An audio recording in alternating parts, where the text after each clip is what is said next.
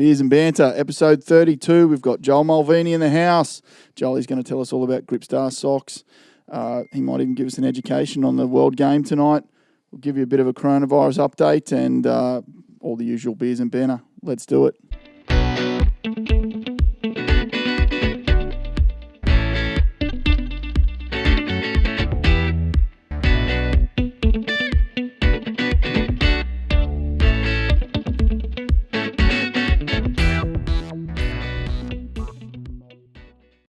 Joel, welcome to the not-so-sweaty box tonight. Thanks, Matty. Nice weather outside. It is good weather for ducks, but it makes it a bit nicer in here, thankfully. It is. She's nice and cool. Nice VB too, mate. Thanks for that.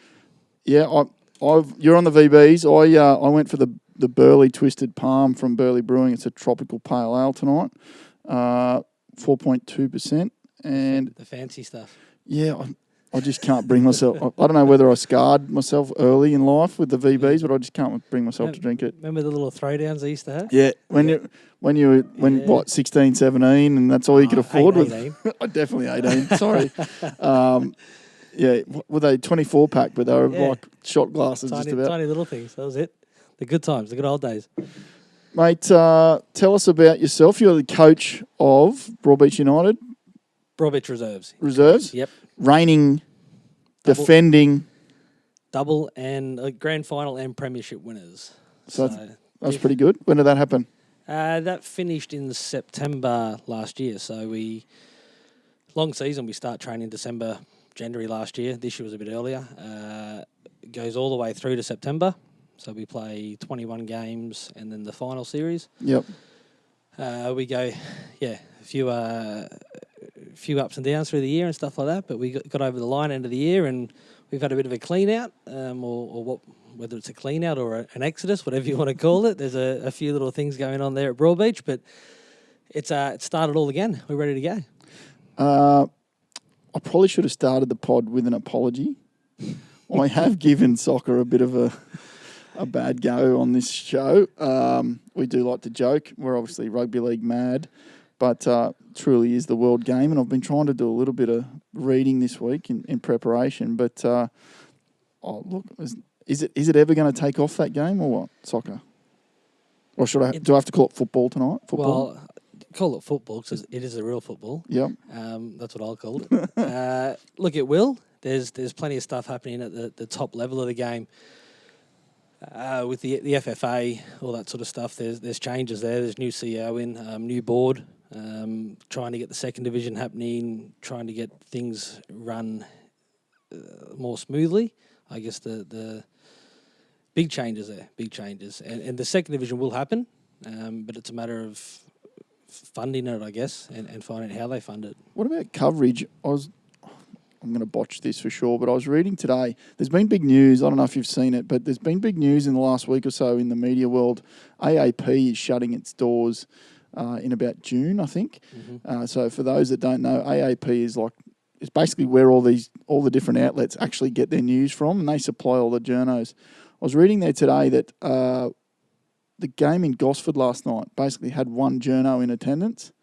Wouldn't surprise me. That's the Mariners. And it was an AAP staff member. So once they shut their doors, I don't know who's covering all those sports. You know, you got a cast of thousands that feed themselves each week off rugby league, but if the game's not getting the coverage it needs, how's it going to grow?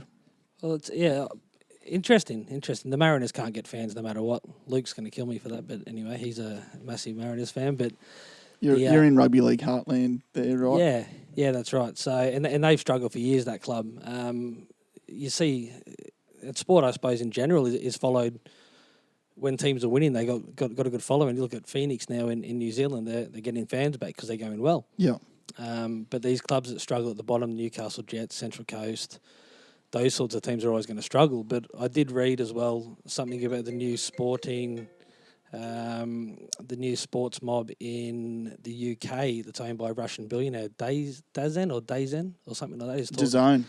DAZN is talking about entering the football broadcast rights in Australia. I don't know how well or how big, but so they cover a lot of the boxing at the moment. DAZN. Correct, and the UFC and those sorts of things. I think. I don't think they've got the UFC, but maybe that subscription model. That's like a Netflix or something like that. Yeah, correct, or a KO. Because Optus in Australia own nearly all the rights for everything now. Foxtel lost everything. Foxtel now owns basically the A-League. Optus owns the Premier League, the Champions League, the Europa League, the UEFA Euros. From a football point of view? Football only. So whether Optus has something that can cover it a bit more. And are they doing a better job of it now than they did sort of when they first took on those? Yeah. On that coverage? Premier League coverage is brilliant. But is that like streaming only? Streaming. Because only people in Sydney may have Optus Vision boxes still or not? Or is that all gone? I've still got an Optus box. It's all through the app. Oh, so right. So I've got an Optus Fetch box at home that you still watch Premier League on that. Oh, right. Or the Amazon stick through the Optus. Okay. But yeah, they basically own everything. But I guess the issue with streaming is that when you've got mates in England that are watching the live coverage of a live football game and they text you when your team score, they're 30 seconds to a minute in front of you. Oh, no. So it ruins everything on a Saturday night. That's handy. But yeah, it's in the game in Australia is struggling a little bit. They're trying to enter new teams and bring teams over, and how it's going to grow, I don't know the answer. If I knew the answer, I wouldn't be here. But I don't know the answer. So how does a sport that's got such large participation numbers, where does it all go wrong once kids get older? Oh, you got to look at the fees people pay. So if you're talking at NPL level, so you're talking grassroots football, then you got your NPL level, then your A-League level, and that differs state to state. Some states have 2 or 3 NPL leagues and all that sort of stuff, and you're talking for an NPL junior. Some clubs, there's 2 NPL clubs on the Gold Coast, and don't quote me on figures or anything like that, but you're talking $2,000 to $3,000 for a kid to play for one season. So if you've got 2 or 3 kids, it's a hell of a lot of money. And where does that money go? So every NPL coach, whether it's an under 7, 8, 9, 10, 11s, whatever it is paid to coach. Okay. And that might be $5,000 or $10,000 per year. Right. So, and I guess that comes from a coach going through and doing his coaching courses, which again, the FFA charge a coach. Like, for example, I'm a C licensed senior coach.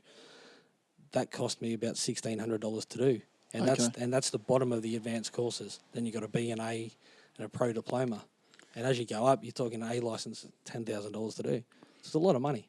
So when I compare that with the sport that our kids are heavily involved in, is surf lifesaving. Now, again, it's certainly not a world sport, but from a participation point of view, the kids, for the whole family, me included, to sign up is about $290. Yeah, we can do about 6 training sessions a week plus nippers on a Sunday. It gets a little bit more expensive when you got to start buying craft and that sort of thing. But even a mal, if at $2,000, that's going to last you a few seasons, or a nipper board at $1,500 or $1,000, or you don't have to buy them new. You can get them second hand, $400 or $500. It's a pretty good sport, but I certainly won't be directing the kids towards soccer at a couple of grand a pop. That's the problem, and per year. Yeah, and you're saying that, and how many other families do that? How many other kids? So maybe they got a good enough kid, but mum and dad can't afford it. When you got a couple of kids, sport's expensive. Yeah, definitely. It's ridiculous. I remember, I don't know, Dad it was probably enough for him when I played, but it was like $100 for your fees and a pair of boots. Yep. And sometimes you'd get a pair of boots out of the box that was at the club, or you'd get Dad would take you down. If you were lucky, you got a new pair of boots. Yeah. But a couple of grand. No families in Australia have just got that.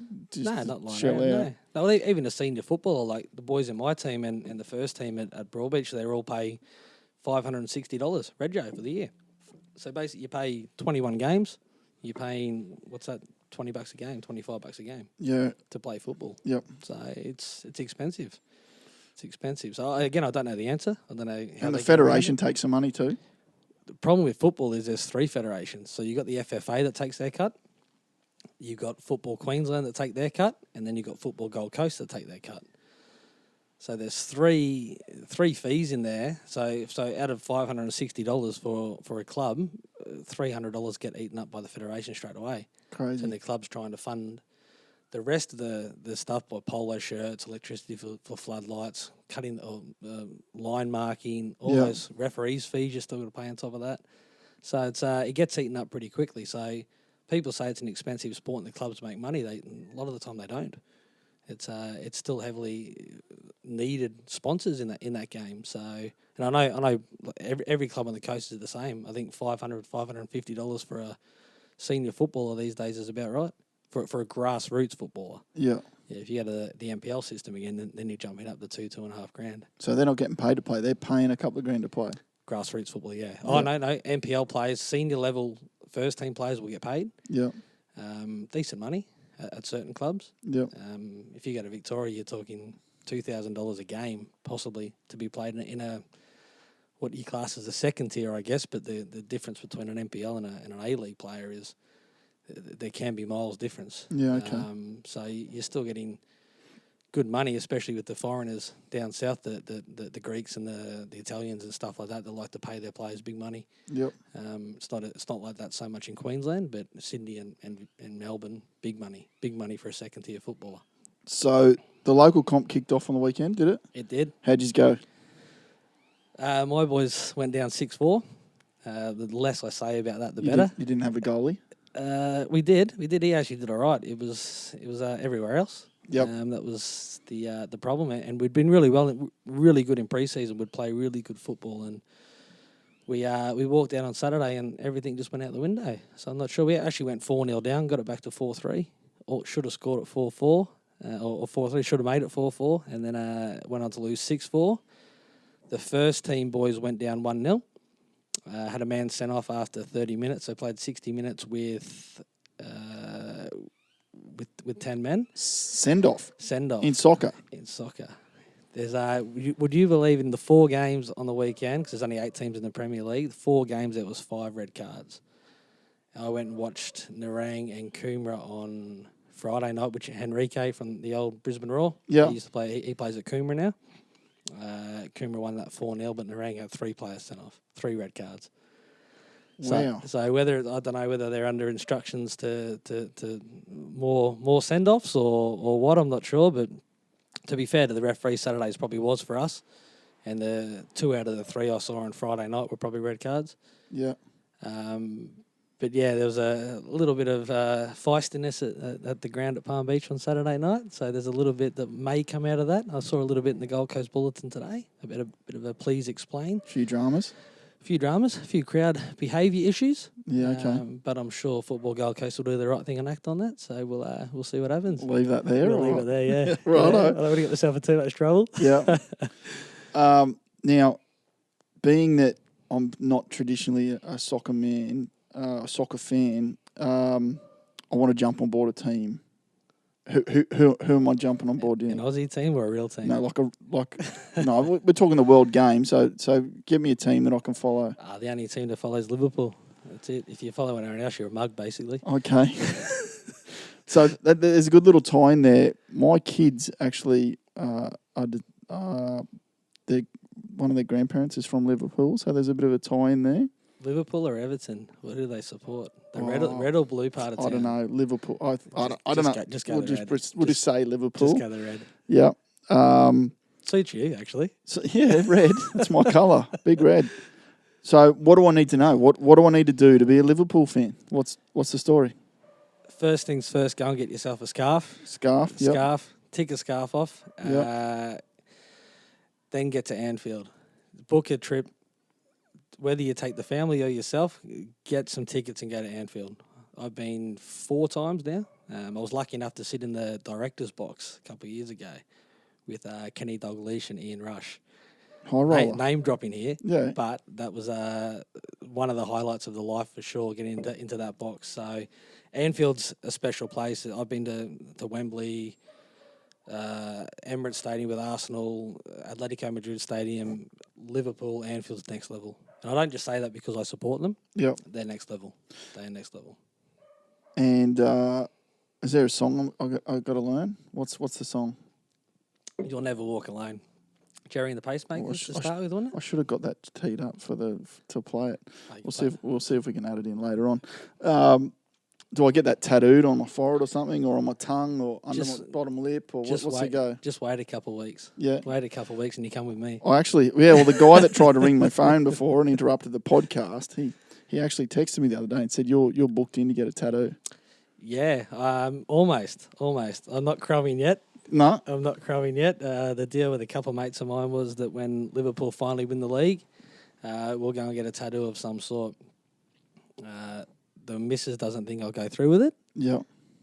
So basically, I have to go through with it. So where are you thinking? Arse cheek, bicep, I don't know. Neck. neck, Maybe a big tear. neck tattoo. No, not sure yet. Wow. Not sure. It depends. It depends what we want and what we want to do. So that My other mates are covered in tattoos, so they're okay. I haven't got one. I feel like I'm getting on a good thing here. They're 25 points clear, 25 clear. and they either need to win 2 games, or someone needs to lose Correct. So 2 more. So Man United beat Man City this morning. Yeah. So Man City are second, 25 points behind with the game in hand. Yeah. If they drop points against Arsenal on Thursday morning, Liverpool can now win it next Tuesday at Everton. They're bitter rivals. Yeah, right. 5-minute walk across Stanley Park in Liverpool to their ground.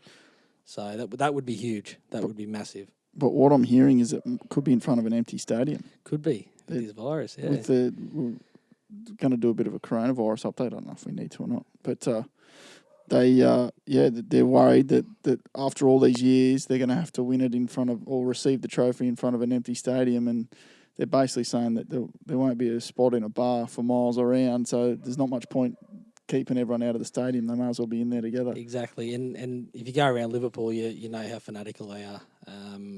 You walk the streets, you go on pubs, there's Liverpool stuff everywhere. So just going to the right pub, obviously. But and what's your connect? How did you start following Liverpool? I reckon I was 8 or 9 on the FA Cup against Man United. That was the big time. But basically, it was because of Craig Johnston that obviously invented the Predator, played for Liverpool. Oh yeah. If you get a chance to listen to his podcast, I did with Matty Johns. Sensational. That was good. Yeah. So he was basically the reason. And then they must have been the 1994. I should know this FA Cup. We actually lost. Yeah. But that was the real point. So I've supported them for that long, and we haven't won. What's that? 26 years. Yeah, and we haven't won the league for 30. So we won the Champions League twice in that time. Lost a couple of finals. So this is the hard bit for a non-follower of football is all the different trophies that you can win, all the different competitions. Yep. How do you know what comp you're watching them play in at the time? Like they could be playing an English team, but they're not actually playing in the Premier League. They're playing in the Champions League. Or how does that all work? So there's four main competitions in Europe. So the Champions League is the top European. So I should say 5. There's the top 3 or 4 of each league in Europe in the UEFA division play against each other in a group stage and a knockout stage. So Liverpool are in that on Thursday morning against Atletico Madrid. Yep. And then you got the Europa, which is like the second tier European teams, and then you've got the Premiership and 2 cup competitions in England. So there's a lot of competitions.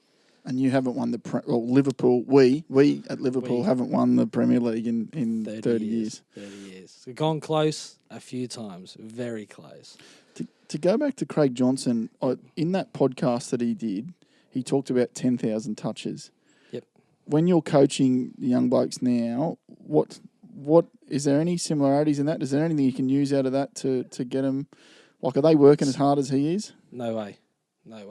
They're completely different over here. Like, as a coach of a grassroots team, you get them for 4 hours, 4 hours a week. Yep. So you got basically 90 minutes on a Tuesday and 90 minutes on a Thursday.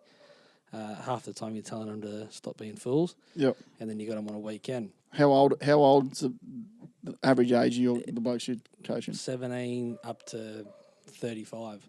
Yeah, okay. But I've got average age of probably early 20s. But yeah, they're not. A lot of them don't do that extra work. They don't get to training earlier and juggle balls and all that sort of stuff like they used to. Like that podcast should be played to everyone. Kid that thinks they're going to be It doesn't matter what the sport you're talking about. So some people say 10,000 touches, 10,000 hours. Yep.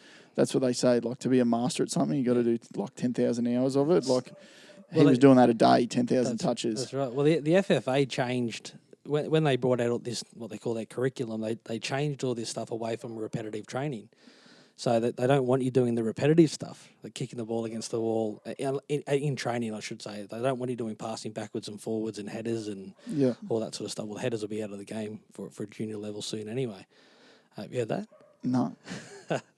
So in England and the US, they've now taken away, you're not allowed to head the ball until you're about 14 years old or 13 years old, something like that. Yep. All to do with the head injuries and things and the science that's gone behind it at a junior level. So heading the footy could be as bad as copping a tackle in basically, yeah. So that's not good for soccer. No, so they've stopped that. Because all the mums don't want their kids playing rugby league or union because of the head injuries and the different injuries. Yeah. But heading a soccer ball could be just as bad. No, they've stopped it in Scotland, stopped it in the US, and I'm sure it'll be stopped here. It won't be far away. Well, when you've seen what they've done in the league and the tackle, no tackle, and the young kids, and it's only a matter of time. Yeah. Is heading a big part of the game in those little kids? Not so much, no. And I do agree with it that at small age, but at some point you've got to learn to head the ball, because what we see these days is kids, young kids, and even early 20s struggle to judge a ball in the air. Yeah. It's very rare you'll see an 18, 19-year-old kid that'll come onto the football park at Broadbeach there and be able to judge a header and judge the height and the flight of it and head the ball properly. Yeah, okay. So it's a bit of a lost art. It really is, but it's gonna struggle. It's a big part of the game, the professional game. You watch any premiership game, A-League game, how many goals are scored from corners and headers. Yeah. If they take that sort of stuff out of the game, it's gonna be tricky. I don't think soccer needs any more 0-0 scorelines, do they? No, not at all. Not at all. Not at us. Anyway, no. So you've started a little venture. Yep. Gripstar Socks. Yep. Gripstar Socks. That's the one. What's doing? Those that follow me on Instagram or Beers and Banter on Instagram would have seen I was using them for Pilates on Saturday. Good too. Look very stable. And it's going to sound rehearsed, but that was the most comfortable I actually felt doing some of the exercises at Pilates. Normally, I just random normal socks, and you're worried about slipping or, because if sometimes when you're on the reformer or when you're on some of those different exercises, if you slip, you're going to come a gutser. Ah, definitely. I felt really comfortable and really confident that my feet weren't going anywhere. But what's the science? Where have these things come from? What's the go? Well, it's not a new thing. The way it basically came about was that a lot of our guys at Broadbeach and all around the place were using these grip socks. And when we looked into it a little bit further and a couple of guys into it, my business partner in another business, and this business is actually Mark Bus Boland. He's a touch football Hall of Famer, legend of the game. Played for Australia 37 times. So he's... He looked at these things when we spoke about it and thought, geez, if I had these things when I was playing, it would give me an advantage, basically. So I was wearing them no boots, obviously getting around, and they actually give you a pair when you book in for surgery as well. In the hospital. In the hospital, you walk around with just socks on, and they've got the grippy bottoms. But you're talking about athletes are wearing these inside their playing boots. Correct. So soccer players, rugby league players, AFL that wear their long sock, they basically cut the foot part at the ankle. They cut the foot off, throw that in the bin. They wear their grip sock on their foot. Yeah. They pull the sleeve of their sock over their grip sock and tape their other sock to their grip sock. So basically the grips are making contact with the bottom of the boot. So it increases acceleration, agility, overall comfort. One comments we've had helps prevent blisters, especially in early season with new boots and those sorts of things. So if you're going to do like a running event, like marathon or definitely. Get yourself a set of Gripstars. Get 5 pairs. Don't stop there. So you've tried them on the comfort of them. They're a bit of a compression sock too. So we got a few things happening around the place. We actually were contacted by the Melbourne Rebels. Yeah. And I guess the difference between us and other mobs are the price factor. Like if you go and buy a pair of I won't mention brands, but probably the top brand on the market. Currently, you're paying $60 for a pair. Now, they're a pair of socks with grips on the bottom of them. Do you want to pay $60 for a pair of socks? It's probably unlikely. Yeah, I don't think I would either. Yeah. So we're well priced, but the Rebels actually contacted us, and I actually went down to watch them play against the Waratahs, and it was bucketing rain all game. And the following week, we had a message from, or a testimonial, I guess, from Will Marwick, their head of performance, saying that these things are unbelievable. Took them to the next level. Gave them that competitive edge, I guess, and they went on to win the game, and I think they've won 4 out of 5 or something since. So they're doing okay. So let's put it down to the Grip Star Could be socks. down to the socks. Plus the coaching down there, of course. Yeah, they're going good. Yeah, but look, they're becoming more and more common, and I know a couple other people around the place that are saying that every athlete should be wearing these. Whether it's in a long sock, we can do a long sock. In a custom sock, we're supplying the Sydney Scorpions touch football for the national touch. I'm actually going to just change out the sock drawer. It's due for an upgrade. Yeah, I wear leather boots a lot and they squeak. I walk down the hallway and they high ones. No. No, just my normal, dress boots. Yeah. But yeah, This my socks slide around and squeak all the time. This will fix it. I'm getting some. Yeah. Well, I'm sure I can hook you up, help you out. That'll be good. Yeah. But yeah, no. Personally, I loved them. I guess what you're looking all the bounce and all those places that you're getting into all there, or what? Well, not really. They do. If you look at the quality of socks, we actually went through 6 different factories to find the right sock. Yeah. And it's a painstaking process out of China. Painstaking process finding that correct sock. But if you jump into it, you'll see the quality difference in a cheap sock compared to a decent sock. And those bounce socks are very thin. They have only tiny little grip rubbers on the bottom of them. Yep. We actually have a warning on our packaging that says not suitable for shuffled gaits. So for the elderly, you got to be careful because they will stick to the floor. Oh, they're too grippy. They're too grippy. Well, they're too grippy on a tile floor for an elderly person. Okay. So they're great for elderly people. That's what they're designed for as well. Sports and aged care facilities, and we actually do it with our other business, Freddie Light. We actually do a bit of work in aged care homes and things like that as well, retirement villages. Yep. And the NDIS and the NDIS do a bit with grip socks. Yeah, So cool. there's another in there as well in that side of things. So. Yeah, you just got to have a warning on because on tiled floors, you're not going to be able to slide. I'll do a knee. You're not. Yeah, definitely. So you got to be careful. Got to be very careful. Well, that sounds pretty cool. We might do a little bit of a giveaway. We'll talk about that at the end of the pod. Definitely. Couple of Corona updates. The Bahrain F1. They reckon that's going to be raced in front of an empty stadium as well. The Chinese GP. Again, postponed. NRL, they're talking round 1 could be. They're not sure. NRL as well. I'm just going to throw it out as speculation. I like it.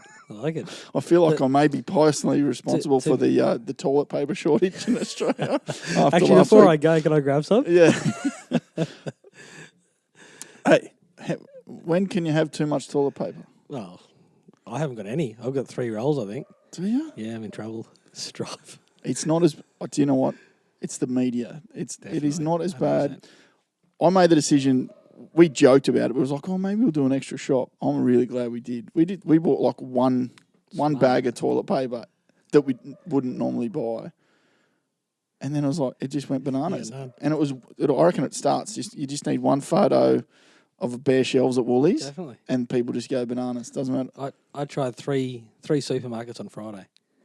See, we did Nothing. My wife put in an online order on Friday night. Yeah. No, Thursday night. Picked it up Saturday morning. You got it? Yep. I put an order in Friday morning, picked it up Friday afternoon, nothing. No paper. Nothing. Tragic. What brand? Anything. Anything. I'm tempted to go with the Bowls Club and borrow a couple. I think there's a lot of people pooping at work at the moment. Definitely. But yeah, that the virus, even the stuff coming out of the China for we do lights and all those sorts of things as well. And talking to the freight guy on Friday, just day by day stuff. Like did these socks clear customs before the virus? These were done before the Yeah, virus, that's good. which was lucky. Otherwise I'd have to self self-isolate for the next 2 weeks. Quarantine.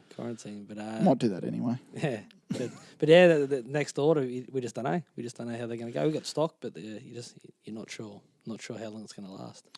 And it won't bounce back. I know a lot of economists are using. This is clearly not Beers and Banter content now, but some of the economists are using the Japanese tsunami in 2011 Really? to try and gauge how long it's going to take the economy to bounce back. So, what happens?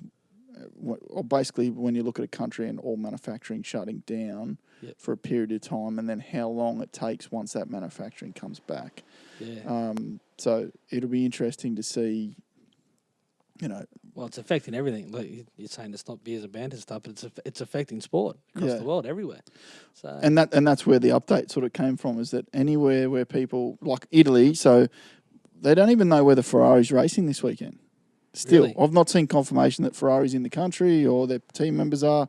And if they're not here, we all know that Ferrari runs Formula One. So if they're not here, there's no race. Well, there's no points. Basically, that they won't be racing for points if Ferrari's not here. Well, that's what I was saying before the show with the Serie A, the football in Italy, is basically shut down.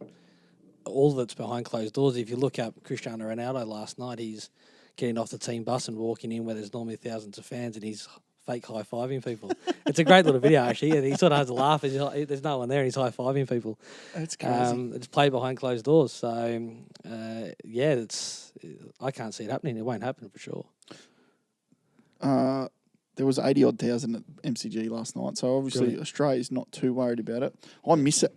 Shocking. I have a sports podcast and had an absolute shock on the weekend. Missed the game. I didn't see anything.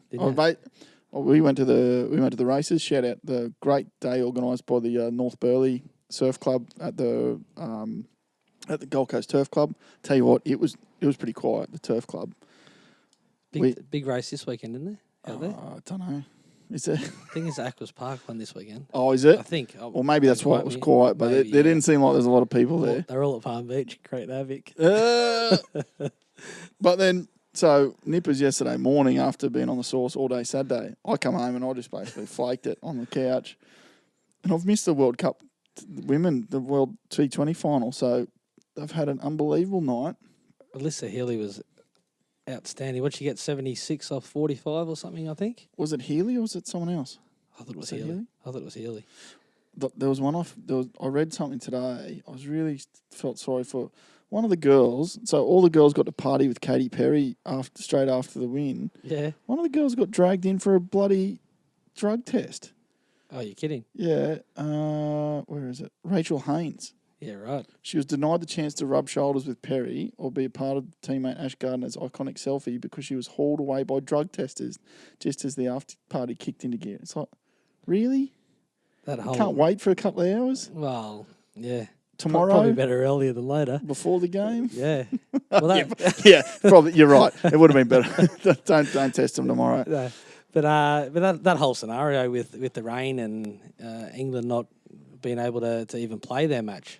Yeah, who was that against? They were lucky on the Saturday against South Africa to get the win against South Africa, weren't they? Yeah, that's right. England didn't even get to play, so that whole thing has got to change in my opinion. But yeah, let's say 86,000. 87,000. Huge. Apparently, the girls were inspired by Black Panther.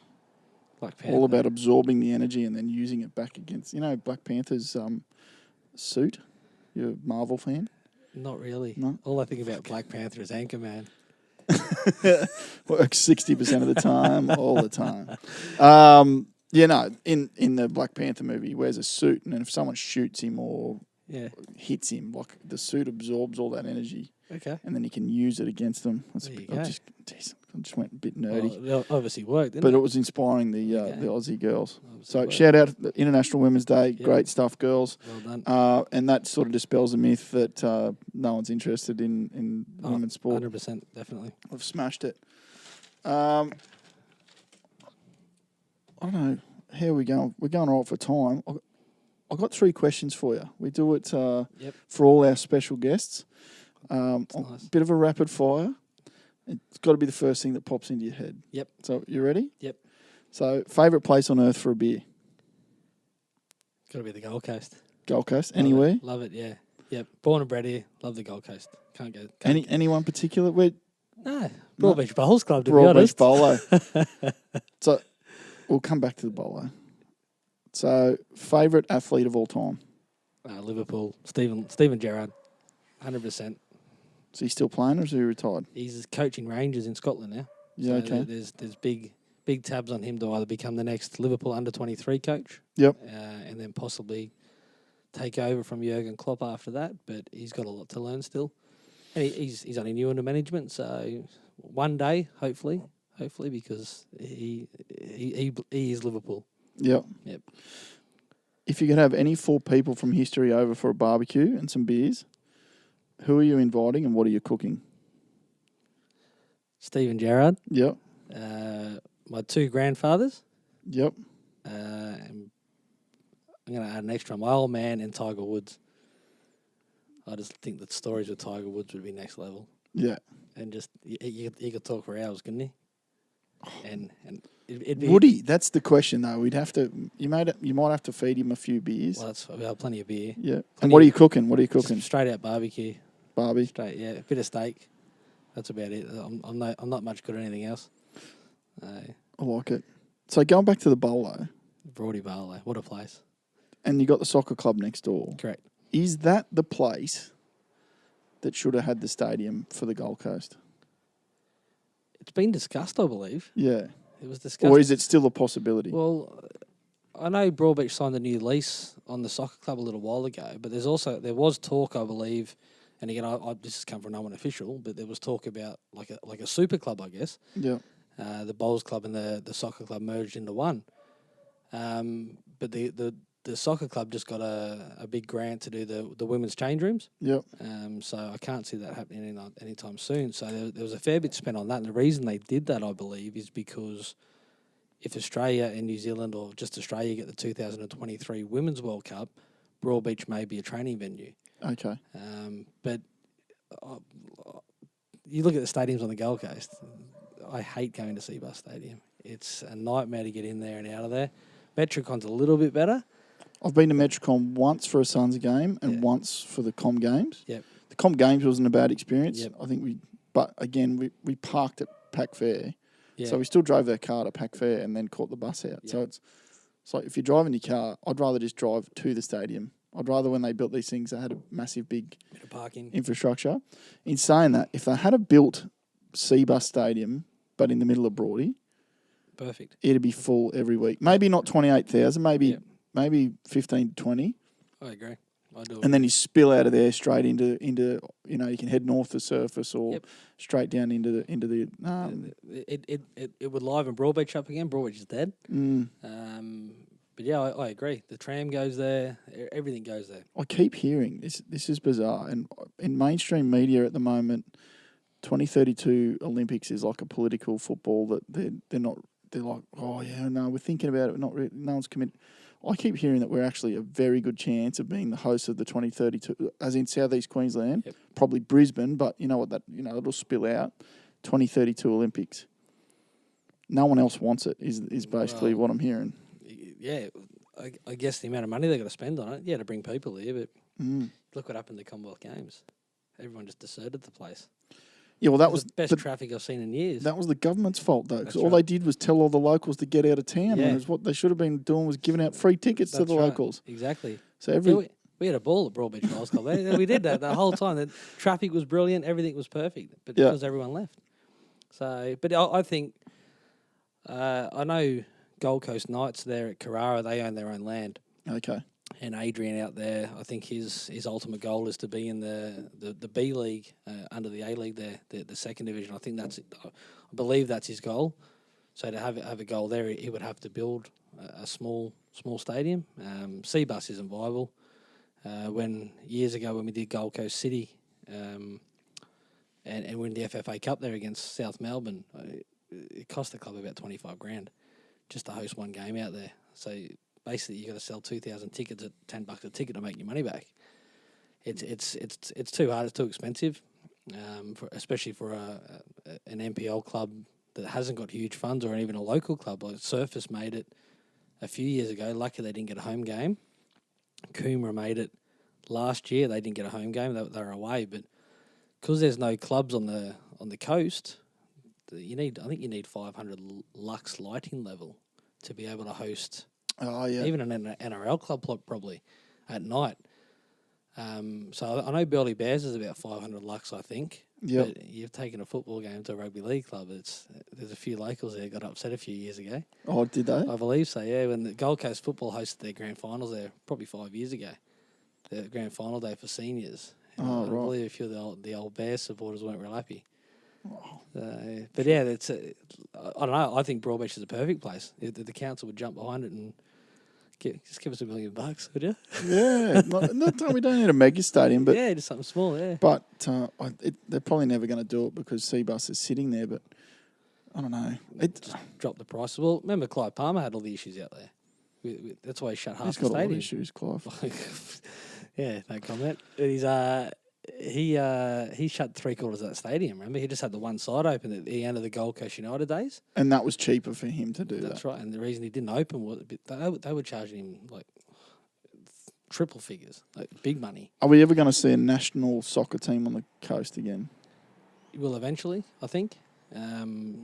Probably not in the next 5 years. I don't think. I don't think any of the clubs are ready. I know Gold Coast United play out of Copley Sports Fields out the back of Talabudra. It's not a place where you should be.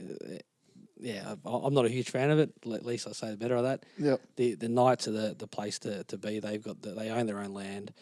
It goes underwater a little bit every now and again, a little bit of rain, but I'm sure if they spent the money there properly and built something, Adrian would do it well. Adrian's got plenty happening in business and stuff like that, so yeah. I'm sure he would make sure it's done correctly, and that would be the ideal spot. Again, it's probably not in the ideal location.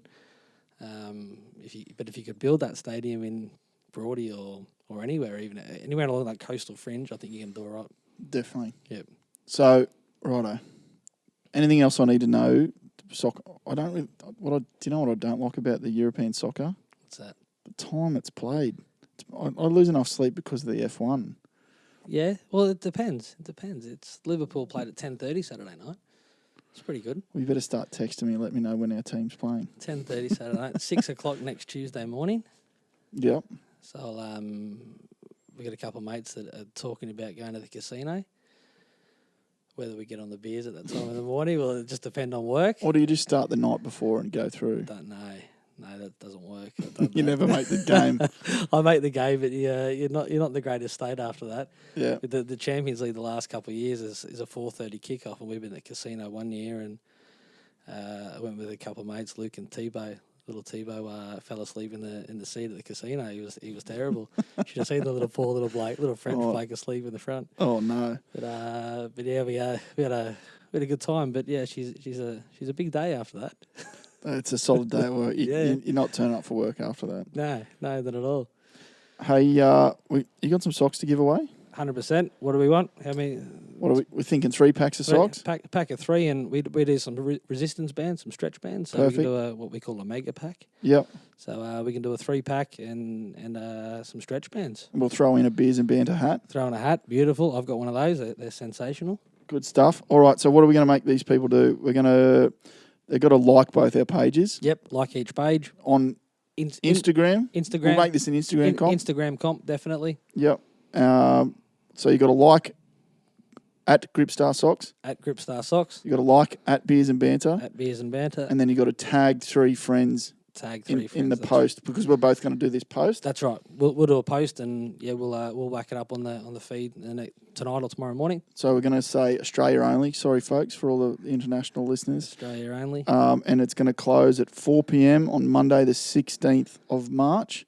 And Jolie, you'll pick the winner and let me know, and I'll read it out on next week's pod. That's it. Gives you a week to get them in. You can see there's plenty of colours, so jump on. I got some for Matty here. Pink ones look good. They look good for his yoga session tomorrow. Perfect.